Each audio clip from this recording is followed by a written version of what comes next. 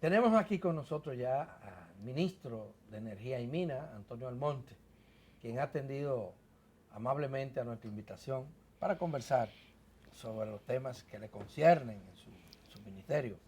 ¿Cómo andan las cosas? Muy bien, muy buenos días. Mucho gusto. Gracias a ustedes por el honor que me conceden al invitarme a este programa. Usted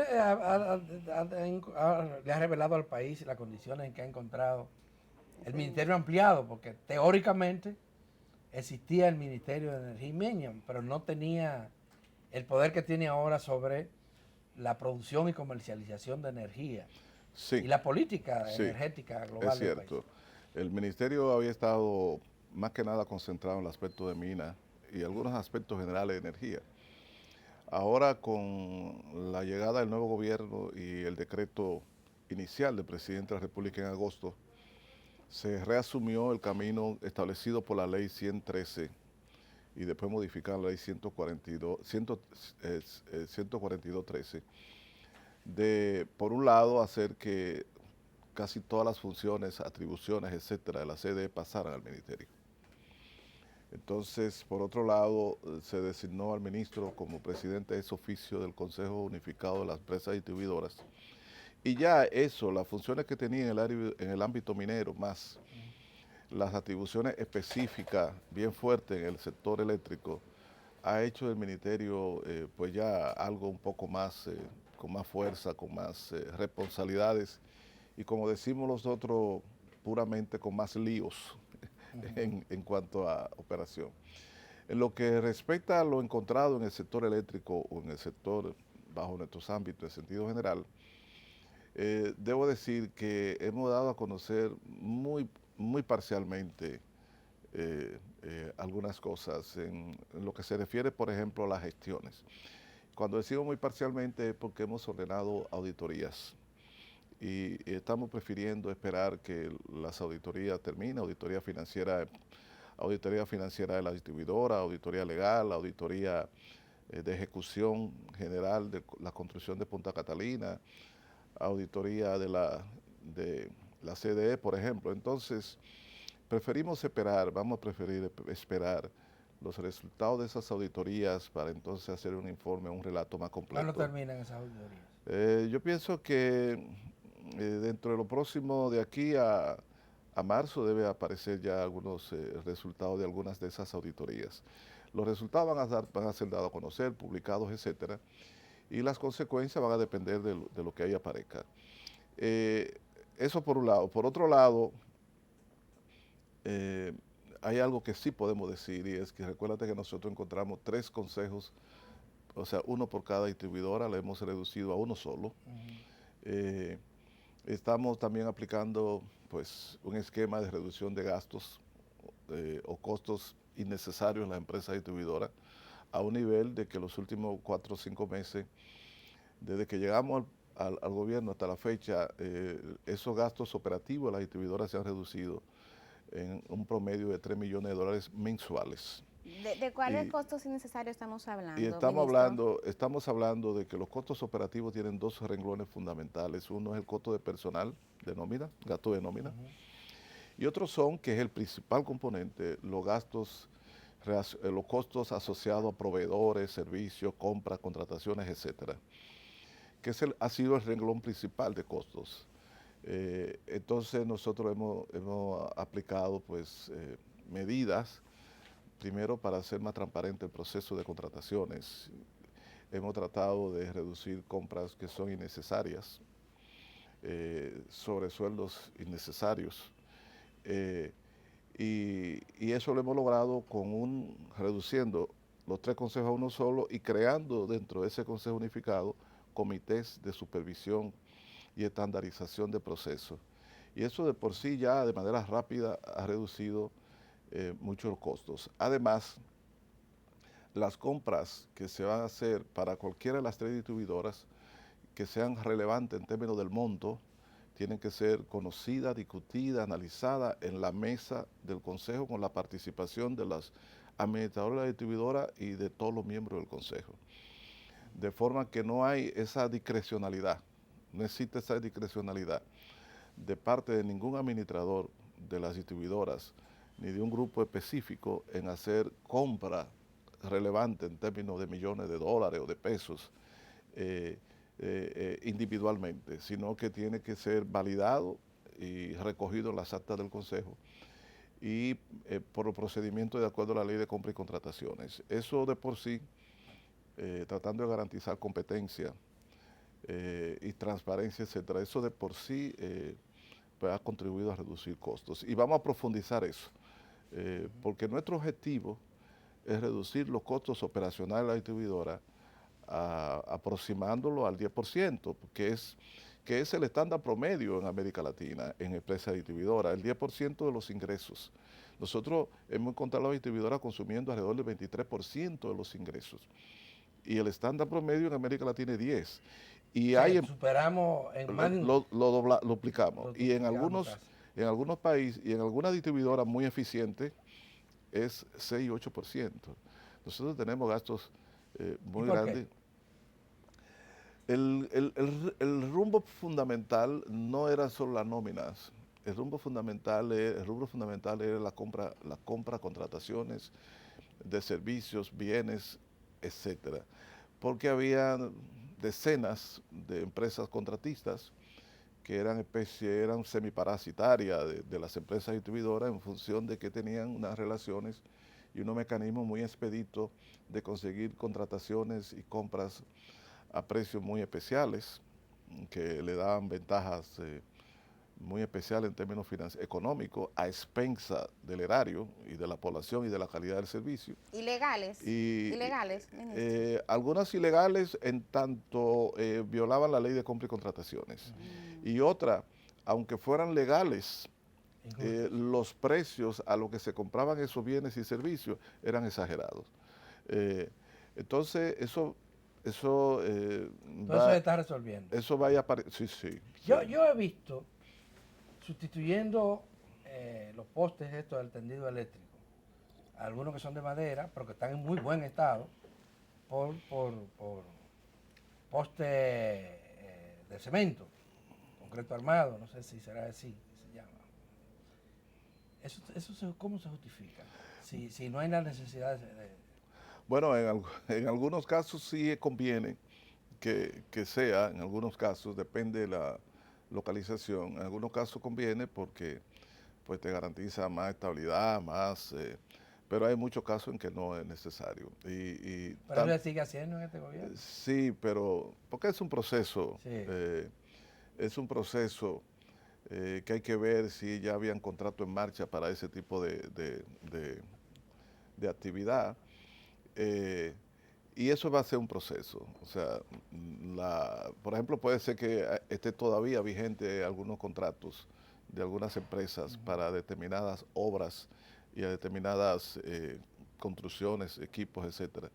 Y siempre hay que ver de qué manera eso se suspende. Ahora, nosotros no hemos hecho licitaciones nuevas para ese tipo de postes. Y en muchos casos se va a seguir utilizando, en otros no. Siempre hay que ver. Ministro, el proceso de eficiencia ideal que amerita el sector eléctrico obviamente pasa por la necesidad de firmar ese pacto pendiente. ¿Qué novedad hay sobre el pacto eléctrico? ¿Cuándo se estaría firmando? ¿Qué nivel de consenso hay? Mira, hay dos cosas que quiero decir respecto al pacto eléctrico. En primer lugar, el gobierno es un actor dentro del conjunto de actores que participaron y han participado y tienen que participar en el pacto eléctrico. El gobierno no administra el pacto eléctrico. El gobierno no es responsable de su dinámica.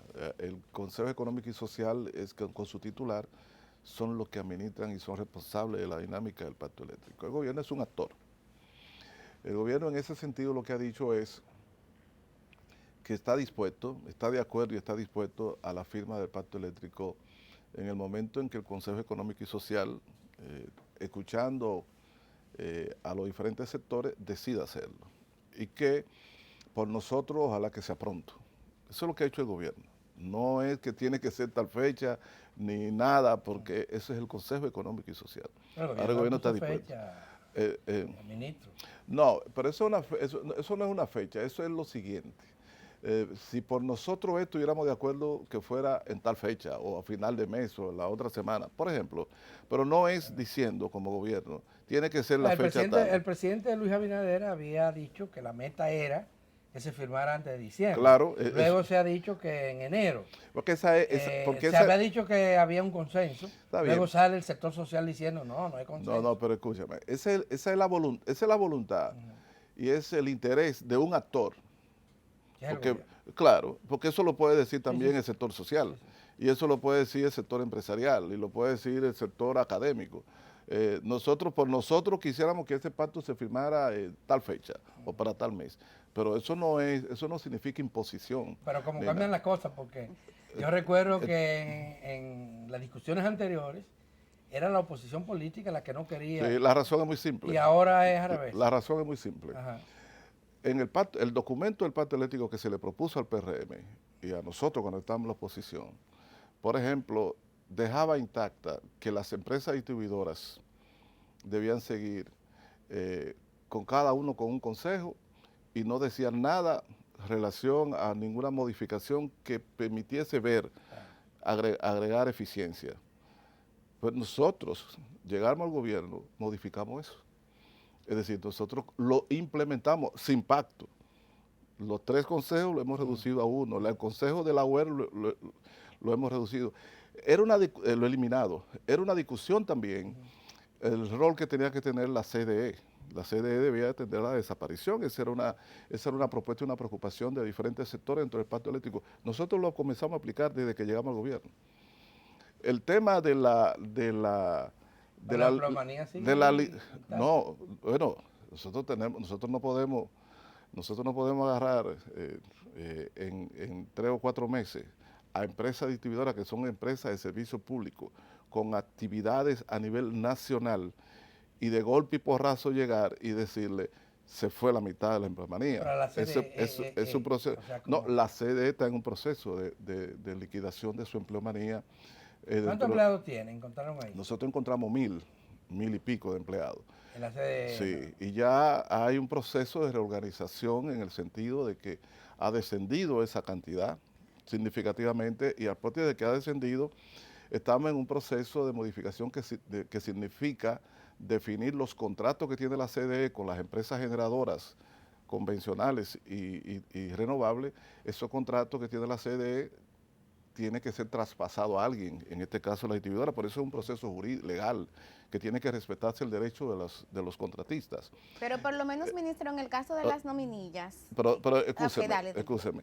En el caso del pacto, lo que ha pasado con nosotros, que alguna gente dice, ahora lo quieren firmar, es muy simple, porque la mayoría de las cosas que como partidos reclamábamos cuando estábamos en la oposición, ahora en el gobierno la estamos aplicando sin pacto.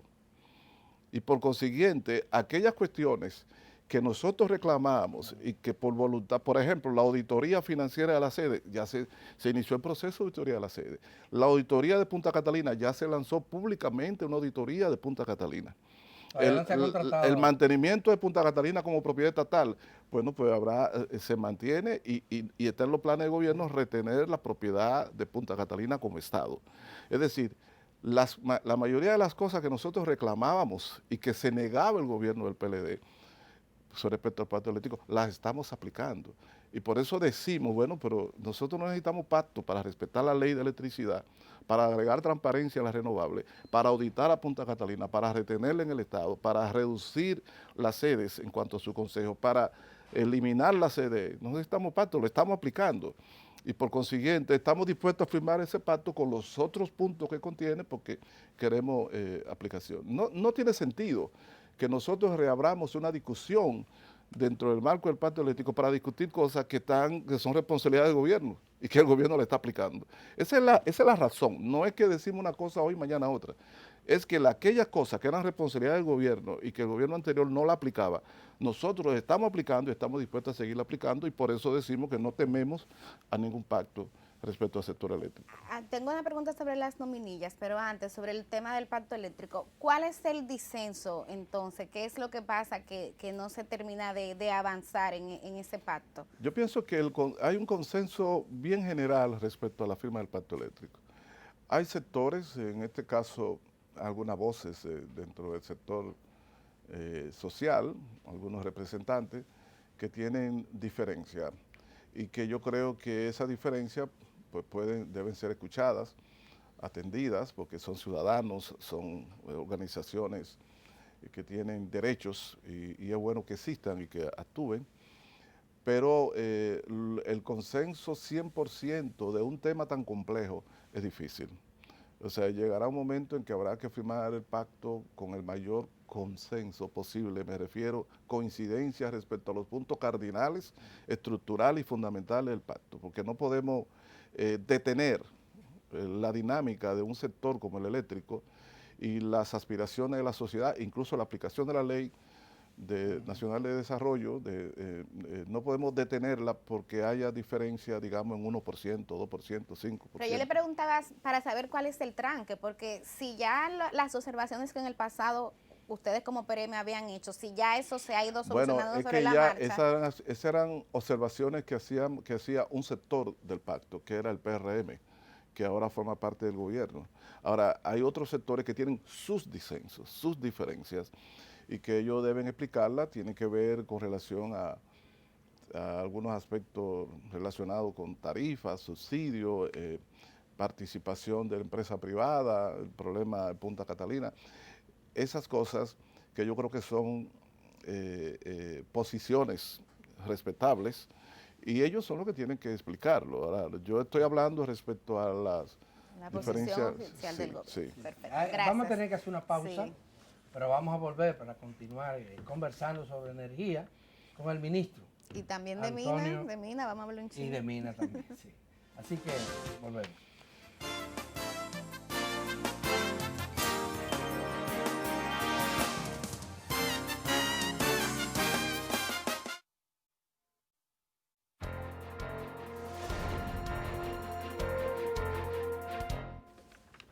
Seguimos conversando con el ministro Antonio Almonte, ministro de Energía y también de Minas, y quien ya había dicho, tiene ahora casi un superministerio con muchísimas responsabilidades. Ministro, quería también aprovechar para que hablemos un poquito de Minas. No sé si tú tenías algo sobre electricidad primero, Con Adalberto. Punta Catalina no se puede Exacto. quedar. Sí. ¿Qué es lo que va a pasar con Punta Catalina? ¿La van a privatizar? La Fíjese, auditoría. sí. Hay expediente, habrá expediente. Bueno, fíjense, Punta Catalina está ahora en la siguiente situación, y es bueno uno decirle siempre a la población la situación de Punta Catalina. ¿Cuál es el estatus actual? En octubre de este año, del año pasado, se vencía el periodo nominal de garantía y por consiguiente el gobierno dominicano debía emitirle, por lo menos de la planta número 1, debía entregarle a los contratistas la certificación de aceptación definitiva, porque ellos lo habían entregado a la CDE a nivel provisional en el 19, y entonces por un año. Pero después tuvieron que extender por 30 días más en este octubre pasado ese periodo y finalmente nosotros como gobierno decidimos no emitir el certificado de aceptación definitiva hasta que no fueran satisfechas una serie de requerimientos técnicos de funcionamiento de la planta número 1.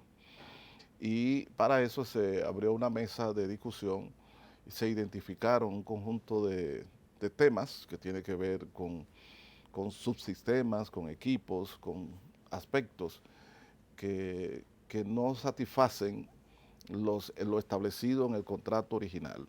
Y el gobierno habló muy claro, nosotros hablamos muy claro, el ministerio, de que hasta que esas cosas no sean satisfechas. ¿Cuál es la respuesta de la empresa? La empresa primero se negó, después reconoce algunos casos, solo que quiere emitir garantía parcial, etcétera. Y estamos en esa discusión. La hemos llevado de la manera muy medida, no sin escándalo público ni nada de eso, porque lo que queremos es que el tema se resuelva para poder tener ya la aceptación definitiva de la número 1. La número 2. Hubo problemas técnicos en la planta número 1. La número 2, se le vence ese proceso de garantía, se vence en abril. Y ella estaba trabajando bien, pero a principios de este mes, de este año, de 2021, hubo una falla muy importante en la caldera que todavía tiene ya casi 20 días o más detenida en reparación por parte del contratista. Y es algo para nosotros muy preocupante porque se trata de una falla que es la segunda vez que falla la caldera de Punta Catalina 2. Y las fallas, los niveles de daño y de falla no son regulares en ninguna planta eléctrica que tenga recién construida. Típicamente aparecen mucho después de 10 años de funcionamiento. Wow. Y es escandaloso que esté apareciendo 2 veces en tan corto plazo. Y esas son de las cosas que han retenido el que nosotros emitamos una aceptación definitiva de las plantas eléctricas. Porque como gobierno tenemos que ser responsables, no podemos dar un certificado de aceptación conforme definitiva si estamos expuestos a que cada momento cosas que no deben fallar en una planta nueva, que no es regular que fallen, han fallado. Mientras tanto, hemos tenido una operación, yo creo que exitosa, dentro del marco de las limitaciones, y ustedes se han dado cuenta que el sistema eléctrico dominicano está gozando de suficiente abastecimiento de electricidad. Es tan así que la planta número 2 salió del servicio y la gente ni se enteró. Y son 300 megavatios menos. ¿Por qué? Porque hemos establecido desde que llegamos al gobierno una mesa de coordinación entre el Ministerio de Energía y Minas y los empresarios generadores. Hemos hecho varias reuniones, tenemos una para la próxima semana, y en esas reuniones coordinamos, escuchamos todas las sugerencias, reclamaciones, aspectos, un poco para garantizar que las plantas que están en condiciones estén siempre ready para garantizarle a la sociedad dominicana que no haya apagones, no importa lo que le suceda a una u otra planta. De igual manera, no tenemos deuda de factura corriente con las generadoras, ninguna deuda. Todas las facturas de la distribuidora con la generadora por la energía que le compran se pagan antes de los 30 días. Por eso no hay apagones financieros. Y nosotros vamos a hacer todo el esfuerzo porque no haya apagones financieros. En la medida en que usted le cumpla a los generadores, estos tienen que seguir abasteciendo normalmente. Y por eso la mejoría del sector eléctrico se nota. Hay otro aspecto de Punta Catalina, y me disculpa, sí, quiero señalar. Una es, sí, se inició ya el proceso de auditoría de todo el proceso de construcción de Punta Catalina. Esa era una de las preguntas. Y esa auditoría pública internacional va a ser los resultados. Nosotros esperamos dentro de un par de meses tener resultados. Vamos a hacerlo público, a dar a conocer, porque la sociedad dominicana debe conocer cuánto finalmente costó Punta Catalina y si hubo entuertos o ilícitos en ese proceso. El otro aspecto es que el tema de la ceniza, que ha sido una preocupación desde antes de llegar al poder, porque tiene impacto ambiental, comunitario, nosotros tan pronto llegamos, comenzamos a trabajar el equipo técnico de Punta Catalina, porque fue que en la gestión anterior no se hizo ningún esfuerzo real por depositar la ceniza de acuerdo al plano de construcción de un relleno sanitario. Entonces nosotros iniciamos el proceso encabezado por el ingeniero Canario, que es el administrador de Punta Catalina, y se ha ido logrando un depósito de la ceniza de una manera compactada, o sea, de acuerdo al esquema, incluso el plano dejado por los contratistas de cómo debía hacerse, lo estamos haciendo. Alguna gente ha dicho que no hay un relleno sanitario, pero lo que pasa es que si van a Punta Catalina se van a encontrar que ese depósito de ceniza que se lleva a cabo, de relleno sanitario, tiene todo un sistema de drenaje y de capas impermeables que impide, por lo menos con una alta certeza, la migración o la infiltración de lixiviados en el terreno. Pero además, ese sistema de drenaje recoge los lixiviados, los lleva a una gran cisterna y vuelve y se recicla para volver a mojar, o sea, a humedecer la ceniza, que se compactan con máquinas, con rodillo y máquinas pesadas caminando sobre ella, corriendo sobre ellos. No, porque eso es cíclico. No sé si me entienden. No se trata de lixiviado que como hacen en los vertederos de basura, que se llevan a una planta de tratamiento especial, etcétera, para poderlo... No, aquí se reusa permanentemente, porque permanentemente se deposita ceniza, permanentemente hay que humedecerlo y permanentemente hay que compactarlo. Entonces usted lo que agarra es agua y el lixiviado va a una cisterna, de ahí sale a un camión, vuelve otra vez y se humedecen. Y ese es el sistema de relleno sanitario que se ha montado en Punta Catalina y estamos tratando de mejorar esa situación. Que así sea. Para reducir la ceniza. Muchísimas gracias, Antonio Almonte, ministro de Energía y Mina. Dejamos el tema de Mina para otra ocasión porque ya el tiempo se acabó. No solamente por hoy, Adalberto, sino también por la semana. Yo lo hice a propósito, a ver si me invitan pronto. Muy bien, misión cumplida. Este programa es suyo, ministro. Gracias. Gracias, amigas y amigos televidentes, porque será el lunes cuando volveremos Así es. a juntarnos. Bye.